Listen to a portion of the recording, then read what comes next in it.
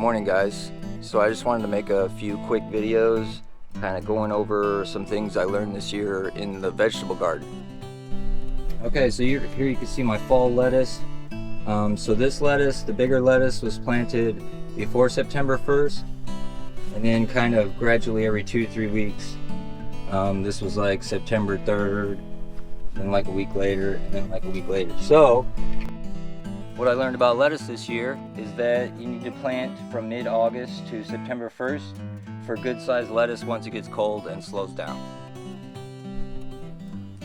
Okay, so sunchoke wise, as you can see, they're totally leaning over. The wind blows westerly, so from the west and over that fence, and I think that's what happened.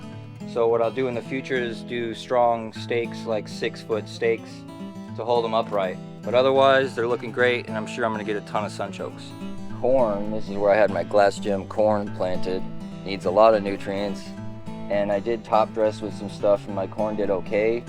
But I think that I would have gotten more big cobs if I would have amended the soil better, so there's more nutrition, and probably watered better. I mean, I was consistent with my watering, especially once I found out or figured out that it was sandy soil.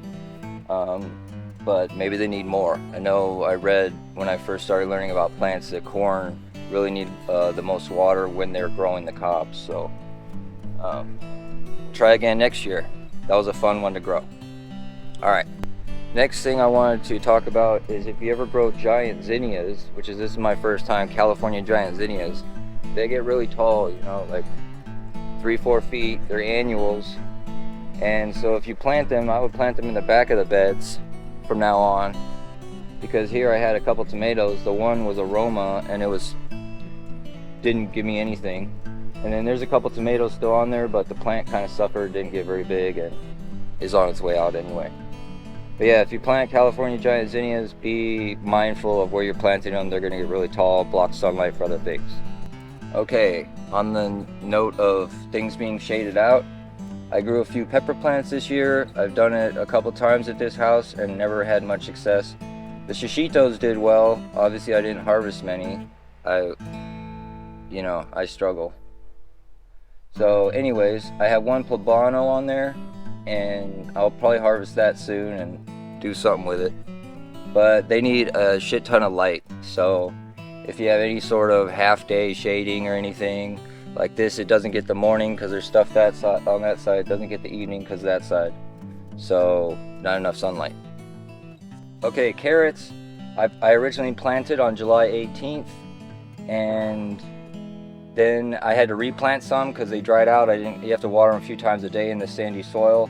But even the July 18th ones are still kind of small because once it gets cold, they slow down as well. So I would probably plant in the beginning of July for fall carrots next year.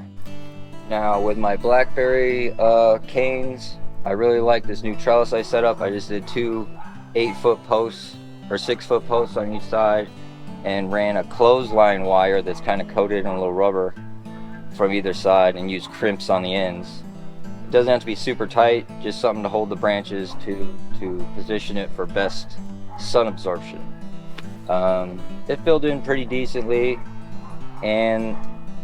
but I don't think they grow anymore in the spring. I'm not sure, we'll have to see. If they do, then I'll get some more growth. Otherwise they'll just fruit and the new vegetative canes will come out of the ground.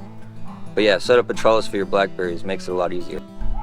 Now here's something cool that I've never known much about, but I guess this is called a rose hip, which if you let the rose, sit on there, it's like a seed pod, I guess. But people make rose hips tea, and I don't know, they use them and stuff. So I've got like 3 or 4 on there, and I'll harvest those soon. You want them once they're really red, and then I'll put them in a jar and look up how to use them sometime. Alright, so cannabis wise, Alaskan Purple, Baker's Delight. I learned that sandy soil isn't the best. You have to really amend it to give them all the nutrients for the whole time. I did top dressing, but obviously not enough. I mean, they're doing well and they're definitely produced well, but they could have done a lot better, I think. Other than that, I know a couple years ago when I grew outdoors, I would have harvested around now because I found some botrytis. But this year has been relatively dry. So I'm gonna let them go. We haven't had a frost yet either, a hard frost. So I'm thinking within the next week or two I'll harvest, but I'm gonna let them go as long as I can, and then fresh frozen process it. But it's looking really good. It smells dank. Now, this is something I did. This is something new I did this year. Well, I guess I did it last year in my apartment, but it got a lot bigger. So this is a citronella plant, the Mosquito Plant. It smells like citronella candles. But it doesn't survive the winter here, so I take a cutting every year, bring it inside for the winter, and then this year I put it in my parents' backyard. It turned into a big old bush. So it's pretty cool. It's supposed to keep the mosquitoes away or something. I don't know if it works, but it's a cool little bush. It's got unique leaves and cool smell. But yeah, that's something you can do with annuals. Bring them inside. You know, just take a cutting every year.